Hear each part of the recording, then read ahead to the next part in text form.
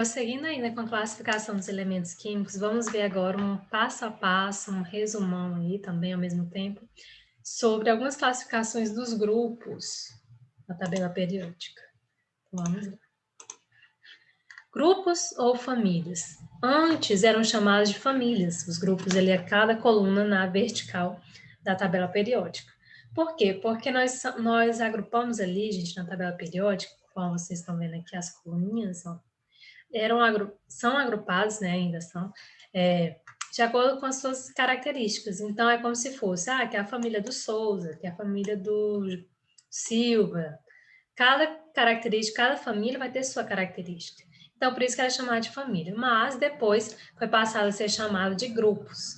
Mas nada impede de ainda aparecer alguma questão chamando de famílias. Não que esteja errado totalmente, mas não é assim mais que a IUPAC denomina esse nome. Então, nós temos 18 grupos na tabela periódica, ou 18 famílias, uma em cada coluna na vertical. A principal informação que um grupo nos diz é quantos elétrons os elementos dela possuem na camada de valência. Além disso, a tabela é dividida em blocos, conforme o subnível eletrônico. Desta maneira. Lembra lá que a gente aprendeu em distribuição eletrônica, no diagrama de energia, com relação aos subníveis de energia, S, P, D e F.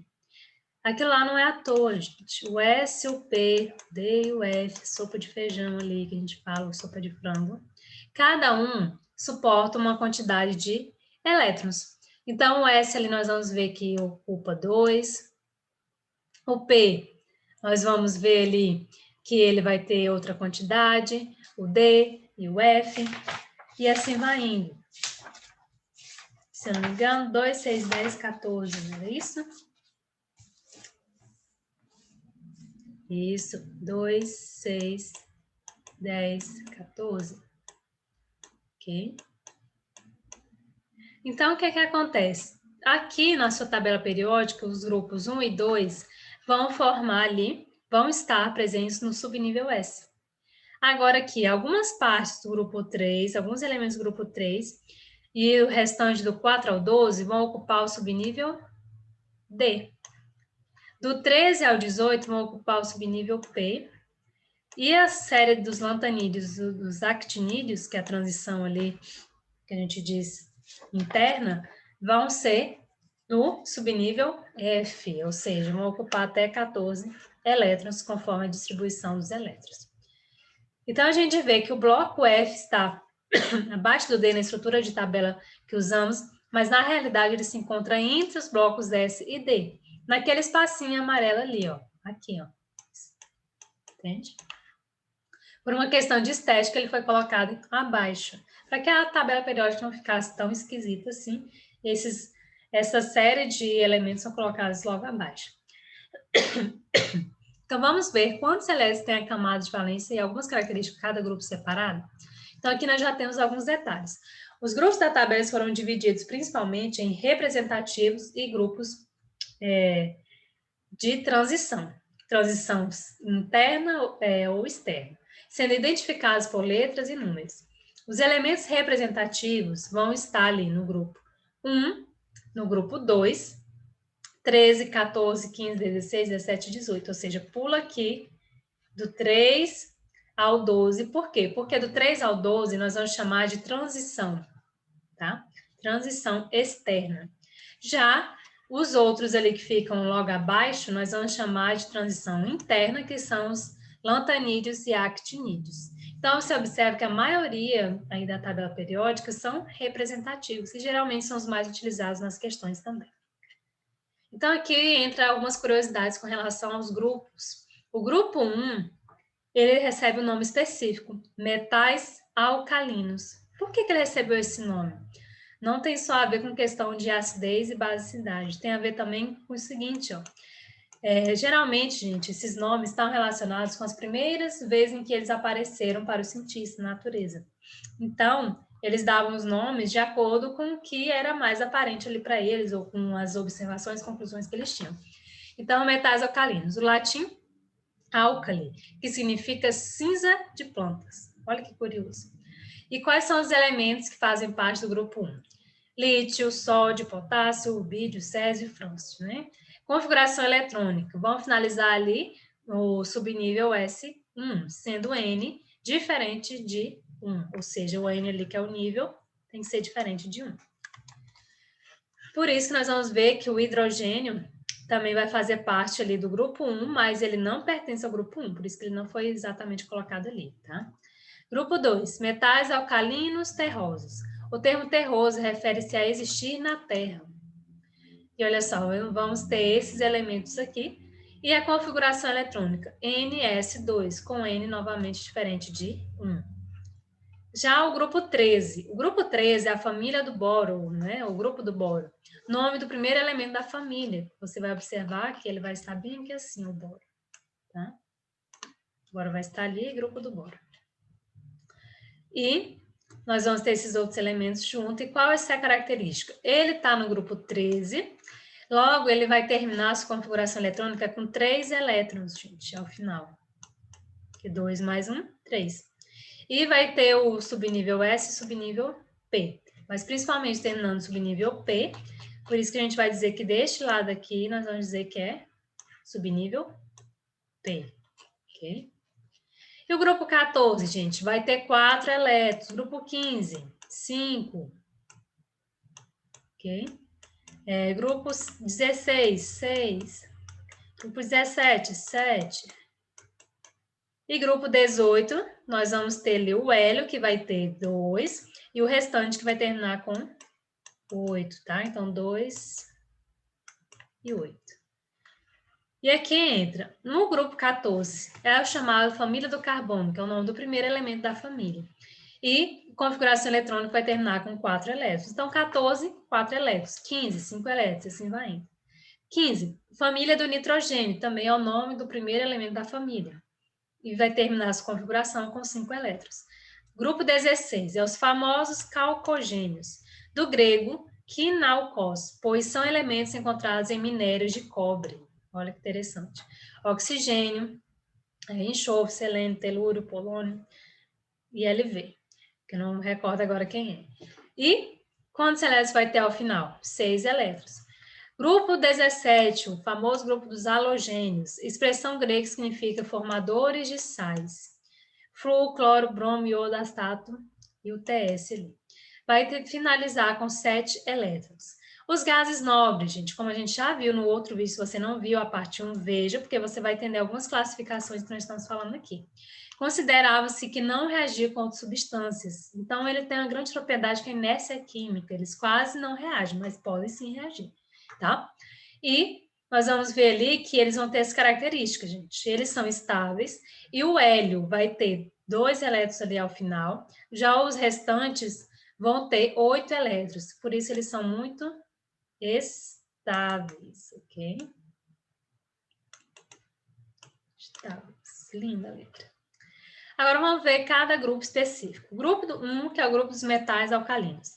São aqueles elementos da primeira coluna da tabela periódica, exceto o hidrogênio, tá? Que a gente já viu no outro vídeo que o hidrogênio está, mas ele não pertence. Todos são metais maleáveis, ótimos condutores de eletricidade, extremamente reativos, pelo fato de possuírem apenas um elétron na camada de valência, ou seja, eles precisam sempre se interagir com os outros elementos para poder ficar com pelo menos 2 elétrons aí na sua camada de valência. Formando compostos iônicos univalentes ao perder esse elétron. Subnível de valência S1. Os membros do grupo 1 são chamados de metais alcalinos, e as propriedades químicas desses elementos são únicas e muito semelhantes. Não obstante, existem diferenças e a sutileza de algumas dessas diferenças é a base da propriedade mais sutil da matéria, a consciência. O seu pensamento, que se baseia na transmissão de sinais pelos neurônios, é produzido pela ação combinada de íons sódio e potássio, e sua migração cuidadosamente regulada a partir de membranas. Dessa forma, até para aprender sobre o sódio e potássio, você precisará usá-los em seu cérebro. Na neurociência, né, na neuroanatomia do nosso cérebro também, nós vamos ver ali que nós temos a bomba de sódio e potássio.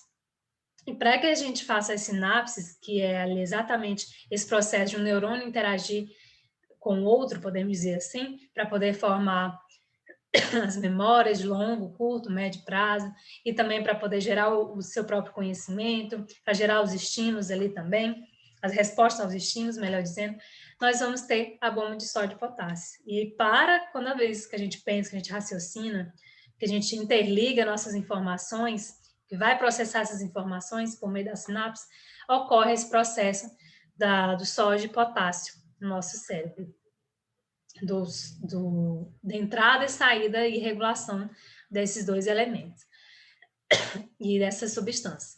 E a configuração dos elétrons de valência dos metais alcalinos é NS1, em que N é o número do período, ou seja, do nível. Suas propriedades físicas e químicas são denominadas pela facilidade com que o elétron de valência pode ser removido. E os elementos do grupo 1. Todos os elementos do grupo 1, eles são metais moles de cor cinza prateada. Lítio, sódio e potássio são os únicos metais menos densos do que a água. E como foi explicado, em um metal sólido, os caixas são ligados por um mar de elétrons. Como sua camada de valência só tem um elétron, a ligação dos metais é fraca, levando a pontos de fusão e ebulição em densidades baixas. E essa propriedade diminui de cima para baixo no grupo. O césio, que funde a 28 graus Celsius, é líquido em um dia quente. O lítio é metal alcalino mais duro, mas mesmo assim é mais mole do que o chumbo. O frâncio é um elemento raro, muito radioativo, sobre o qual se conhece muito pouco. Dentre todos os metais alcalinos são os mais violentamente reativos e os mais difíceis de extrair. Eles são oxidados muito facilmente para serem encontrados no estado livre na natureza e não podem ser extraídos de seus compostos por agentes redutores comuns. Os metais puros são obtidos pela eletrólise, ou seja, quebra das ligações por meio de algum tipo de eletricidade, energia elétrica, de seus sais fundidos, como no processo eletrolítico de Downs, ou no caso do potássio, pela exposição de cloreto de potássio fundido ao vapor de sódio. Nós temos ali o exemplo, né? Cloreto de potássio mais sódio reage produzindo cloreto de sódio mais potássio. Recebe esse nome pois eles reagem facilmente com a água, formando substâncias alcalinas como os hidróxidos. Então, por isso que eles vão ser chamados ali de metais alcalinos. Eles reagem facilmente com a água, formando substâncias alcalinas, ou seja, com bastante presença de OH, OH-, ou seja, formando também os hidróxidos. Os metais alcalinos mais abundantes no planeta são quem? Nada mais, nada menos que esses carinhos que fazem parte do nosso cérebro ali, na questão das sinapses, que são o sódio e o potássio. E quais são os metais alcalinos? Né? O grupo 1, que é formado por 6 metais, o lítio, o sódio, o potássio, o rubídio, o césio e o frâncio. Aí um jeito de você lembrar os metais alcalinos é pensar o seguinte: hoje li na cama Robinson Crusoe em francês. Aí você lembra mais facilmente a sequência dos elementos, tá? A gente não coloca geralmente o hidrogênio aqui porque a gente sabe que ele está, mas ele não pertence, tá? Mas na hora de lembrar, é bom você lembrar que o hidrogênio está lá. Embora o hidrogênio esteja localizado na família 1, ele possui propriedades diferentes dos metais alcalinos, sendo classificado como não metal. E principais características dos metais alcalinos: possuem baixa densidade, em temperatura ambiente são sólidos, são metais moles e coloridos, são altamente reativos e bons condutores de eletricidade, apresentam baixa eletronegatividade, ou seja, baixa tendência de atrair elétrons e potencial de ionização, apresentam elevada eletropositividade, que todas as características vão estar ali relacionadas às propriedades da tabela dos elementos, né, na tabela periódica. Nós vamos ver ali que a eletropositividade é exatamente o contrário, né, da eletronegatividade. Ou seja, só verificar aqui.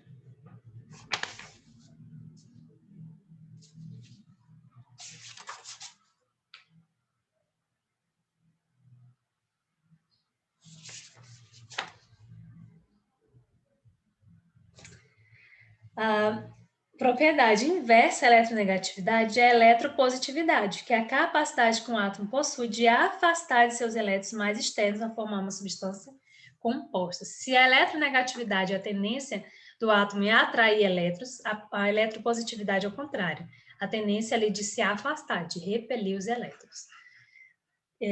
Reage facilmente com a água, formando hidróxido, né, à toa que é chamado de metais alcalinos. Reage facilmente também com oxigênio, formando óxidos, possui somente um elétron na camada de valência, tem tendência a perder esse elétron e formar cátions monovalentes, ou seja, com carga mais 1, A configuração eletrônica sempre termina em NS1. Propriedades também desses metais alcalinos. Você vai ver ali, ó, algumas propriedades, só não vou ficar falando de todos para a gente poder avançar. Depois você pode ler esse material aí em PDF. Grupo 2, metais alcalinos terrosos. Eles são muito semelhantes ao grupo anterior. E aqui também temos metais, mas um pouco menos reativos. Eles formam compostos iônicos bivalentes, ou seja, fazem duas ligações com a perda de 2 elétrons. Subnível de valência, S2.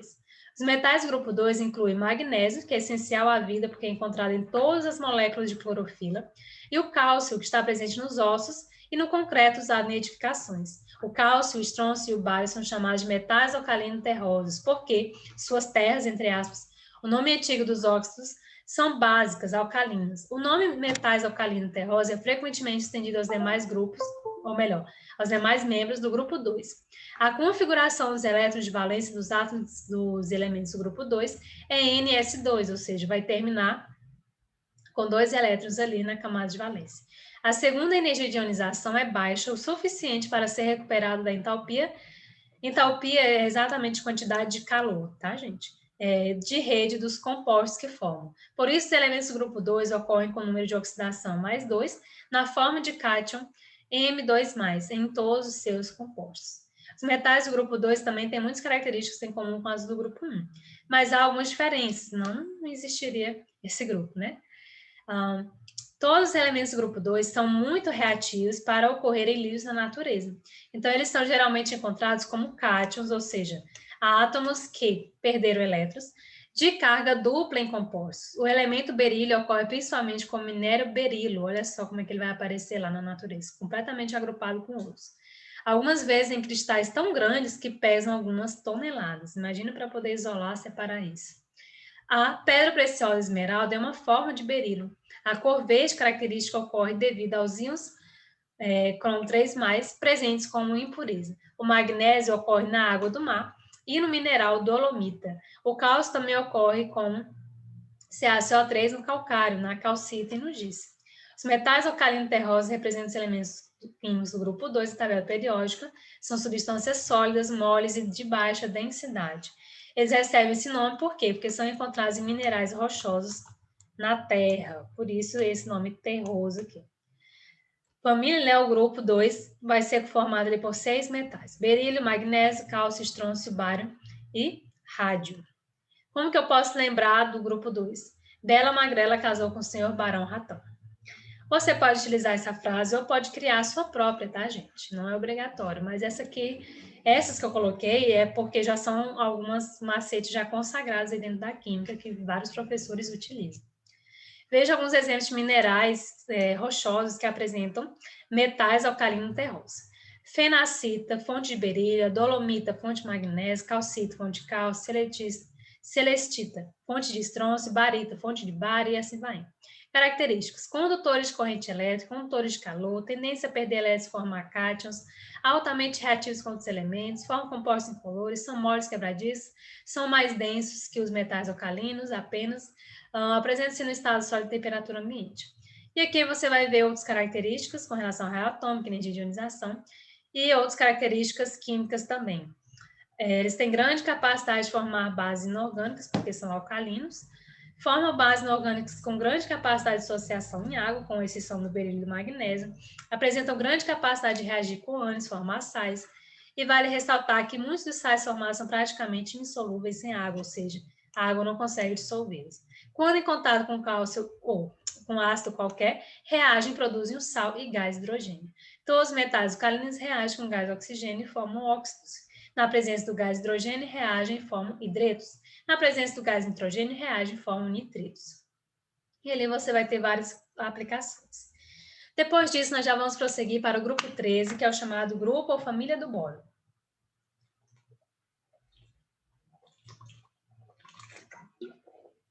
O primeiro elemento deste grupo, obviamente, é o boro, que é um ametal, um não metal, enquanto os demais são semimetais. Antigamente era chamado assim, tá? Hoje não se chama mais. Apesar dessa diferença, todos os elementos do grupo possuem 3 elétrons na camada de valência. Subníveis de valência, S2P1, então vai terminar com 3 elétrons ao final. E com o subnível S, subnível P. O nome utilizado em referência aos elementos químicos localizados no grupo 13, que é a 13ª coluna vertical da tabela periódica, a saber, boro, alumínio, galho, índio e tálio. Família ou grupo 13, você pode falar assim, bem, algum gato invadiu o telhado. E a imagenzinha para você conseguir associar e fazer ali uma ligação melhor para lembrar. Trata-se de uma família que apresenta ali 5 elementos químicos, os quais estão posicionados a partir do segundo período da tabela até o sexto. Por ser uma das 8 famílias do tipo A, que antigamente era chamada assim, todos os elementos químicos dessa família do boro são também elementos representativos, já que não apresentam subníveis D ou F mais energéticos. Características dos elementos químicos da família do boro. Alumínio, galho, índio e tálio são metais. Os metais dessa família apresentam NOx fixo igual a mais 3. O elemento boro apresenta NOx, que pode variar de menos 3 a mais 3. Um elemento de natureza ametálica e o mais eletronegativo, de maior energia de ionização, maior afinidade eletrônica e de menor raio atômico.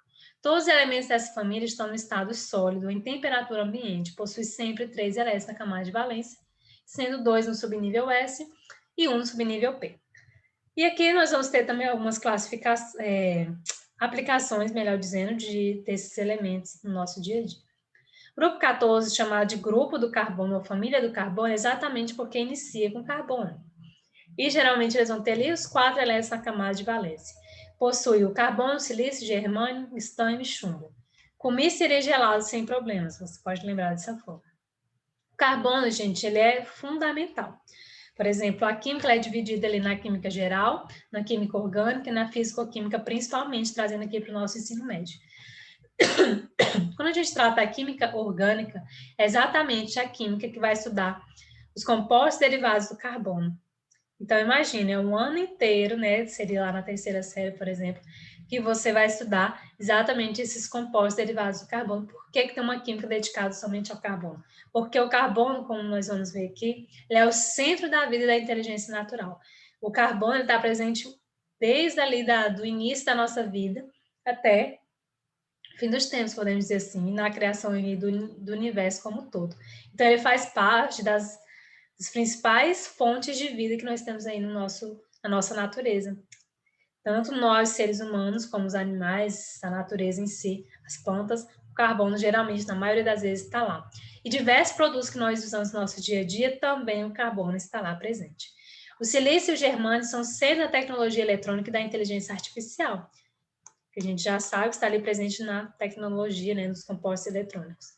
As propriedades excepcionais dos elementos do grupo 14 tornam possíveis amplos tipos de inteligência.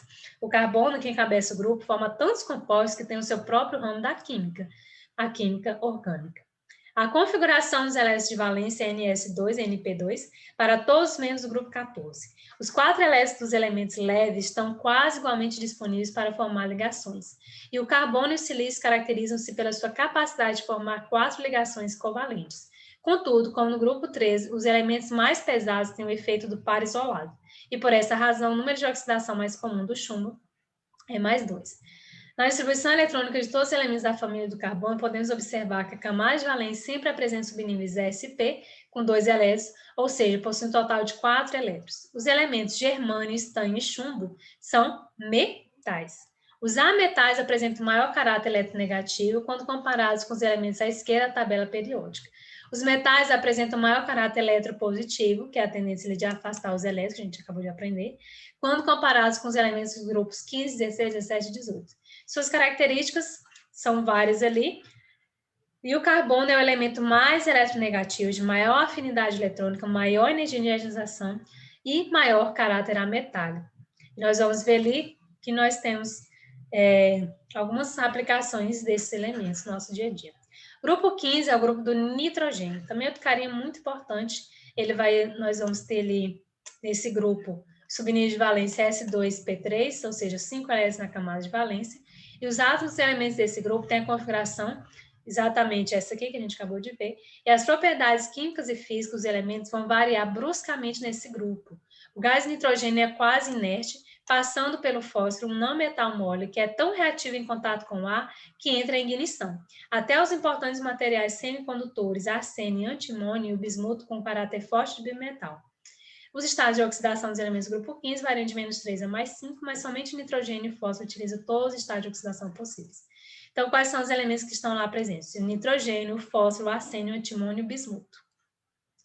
Na hora de criar a frase, gente, você tem que criar baseado no símbolo do elemento e não ao nome do elemento em si, ó, porque fósforo começa com F, mas o nome, o símbolo dele é P, tá bom? Então, a frase que você for criar é baseada no símbolo do elemento e não no nome do elemento. Então, não posso assar ao estado dos biscoitos. Então, fica a frase para você lembrar. Características atômicos dos elementos do grupo do nitrogênio. Todos eles vão possuir átomos que apresentam 5 elétrons na camada de valência, como a gente já observou. E o elemento nitrogênio, por apresentar o menor número de níveis eletrônicos, que é 2, é o elemento de maior energia de ionização, que é a energia necessária para retirar um elétron do átomo, pois seus elétrons estão mais próximos do núcleo, região do átomo que promove a atração dos elétrons. Logo, a energia de ionização aumenta do bismuto em direção ao nitrogênio. E como as propriedades de eletronegatividade e afinidade de eletrônicos estão relacionadas com o raio atômico, porque quanto menor o raio, maior elas vão ser, e com a energia de ionização, que quanto maior a energia, maior elas serão, podemos afirmar que elas aumentam do bismuto em direção ao nitrogênio. E nós vamos ter ali as propriedades físicas, entre outras. E, quase já finalizando, nós vamos ter os calcogênios, que vão ter 6 elétrons na sua camada de valência, e vão ter esse nome exatamente derivado ali dos termos gregos para cobre e fonte, mas também tem o nome genérico geradores de minérios, por isso que eles receberam esse nome feio aí, calcogênios, já que são comumente encontrados na combinação com metais e minérios. As eletronegatividades decrescem de cima para baixo nesse grupo, e os raios atômicos iônicos aumentam. Esse grupo vai ter ali o oxigênio, enxofre, selênio, telúrio e polônio. Então, nós podemos lembrar assim, os 7 porquinhos. De uma forma geral, trata-se de elementos químicos considerados ametais, ou seja, não metais, com a tendência de ganhar elétrons e formar ânions, ou seja, átomos que ganharam elétrons, com exceção do elemento polônio, que é metálico. Assim, os elementos desse grupo podem originar compostos tanto moleculares, por meio de ligação covalente, quanto iônicos, por meio de ligação iônica. Como eles estão localizados na região direita lá da tabela periódica, os calcogênios apresentam, em relação às principais propriedades periódicas, as seguintes características. Possuem um raio atômico pequeno, quando comparados com os elementos lá das famílias 1A, 5A, ou do grupo 1 ao grupo 5. Possuem elevada energia de ionização, pelo fato de apresentarem um baixo raio atômico, que é sempre inverso ali.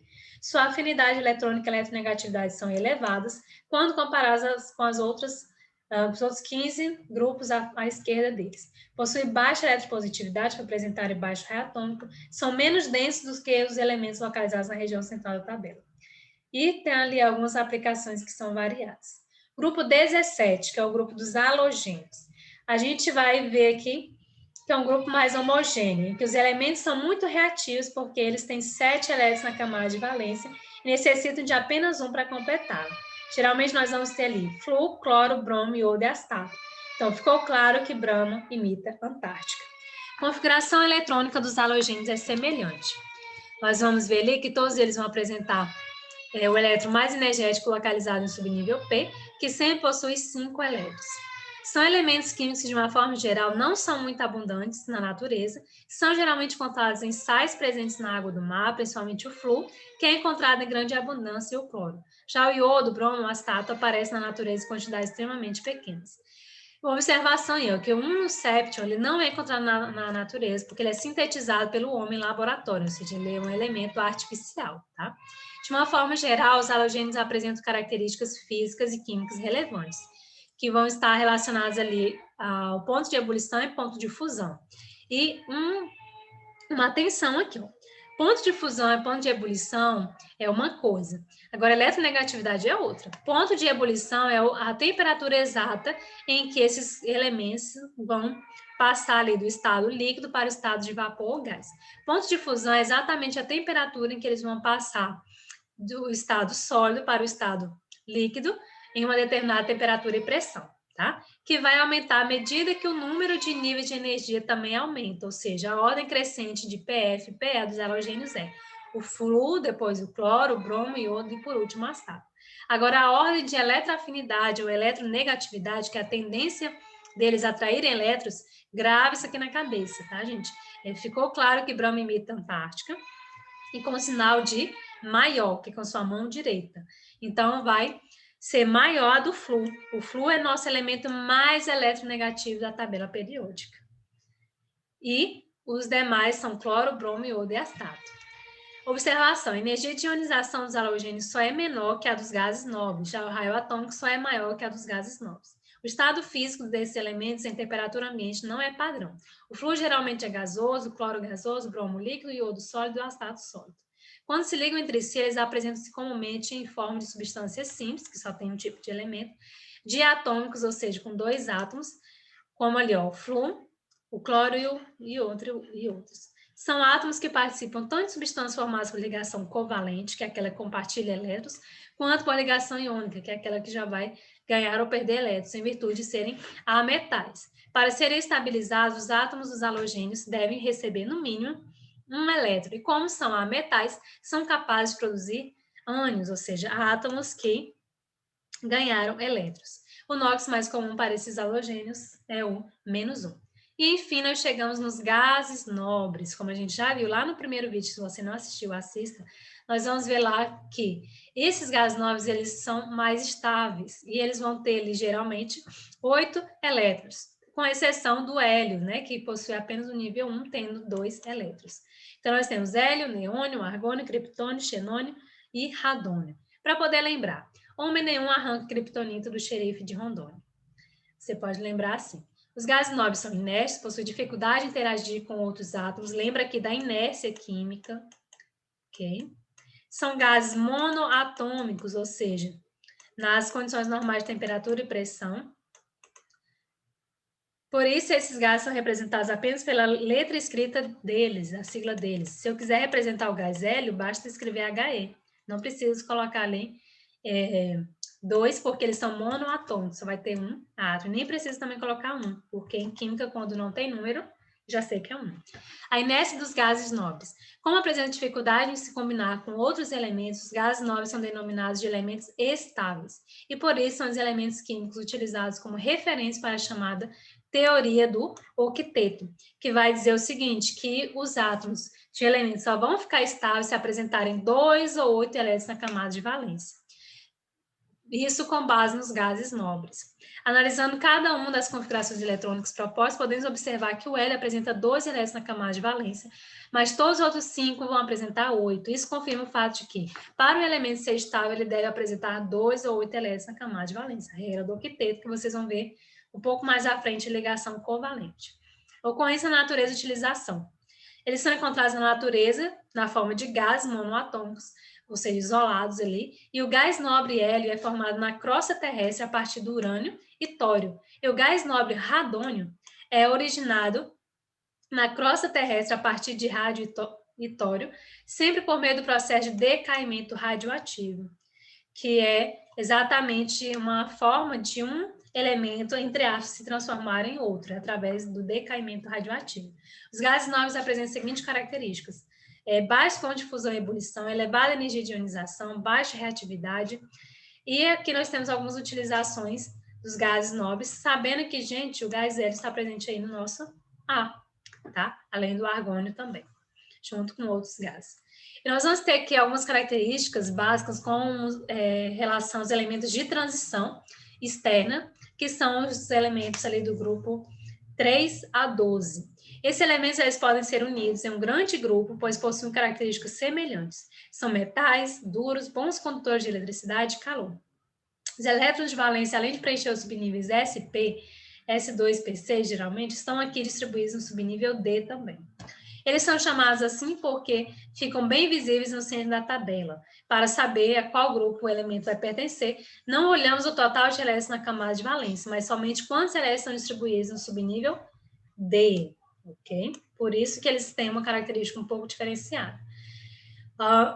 Grupo 3, ele vai estar lá no subnível D1, grupo 4, D2, 5, D3 e assim vai indo. Então, veja alguns exemplos, observe a configuração eletrônica em ordem crescente de energia. Você vai ver ali Características físicas. A maioria desses elementos de transição externa possui características semelhantes às dos outros metais representativos. Boa condução térmica e elétrica, brilho, prateado ou dourado, apesar de ter uma ampla variação de dureza e pontos de fusão e ebulição, tendem a ser mais duros, possuírem maiores pontos de fusão e pontos de ebulição do que os metais alcalinos e alcalino terrosos, além de conseguirem formar ligações covalentes entre átomos de mesma espécie, e assim vai indo. Características químicas. A ordem de preenchimento eletrônico dos átomos de metais de transição é de acordo com o diagrama de Pauli, ou diagrama de energia, em que o primeiro orbital S da quarta camada para em seguida o orbital D da terceira camada. E assim, nós temos diversas outras características. Os elementos de transição interna já são as séries dos lantanídeos e das séries dos actinídeos. São todos pertencentes à família 3, ou do grupo 3 ali lá embaixo, assim, a gente viu lá aquela setinha da tabela, sendo que os lantanídeos são do sexto período, ou seja, da sexta linha na horizontal, tendo a presença ali dos números atômicos 57 e 71. Já os da série dos actinídeos são do sétimo período, da sétima linha na horizontal, dos números atômicos de 83 a 103, do actínio AC ao laurêncio, LL. E eles são chamados como elementos de transição interna porque ficam abaixo do corpo principal da tabela periódica, sendo que para serem visualizados é puxada uma linha repetindo os períodos 6 e 7. E nós vamos ver ali que os períodos são as linhas horizontais da tabela e os grupos são as colunas verticais, tá? As linhas horizontais são um total de 7, de acordo com os 7 períodos que a gente tem lá no diagrama de energia. E é crescente, de cima para baixo. E elas vão nos dizer quantas camadas eletrônicas os elementos possuem. Todos os elementos do grupo 1, que são apenas 2, H e HE, possuem apenas a camada eletrônica 1. Assim como se pegarmos algum elemento do período 5, ele terá 5 camadas eletrônicas. Agora, olhando para um elemento, já conseguimos dizer quantos elétrons ele tem na camada de valência pelo seu grupo. Qual a camada é essa pelo período e como esses estão divididos nos subníveis. Então, aqui nós tivemos um resumo com relação à classificação dos elementos dentro dos seus principais grupos da nossa tabela periódica.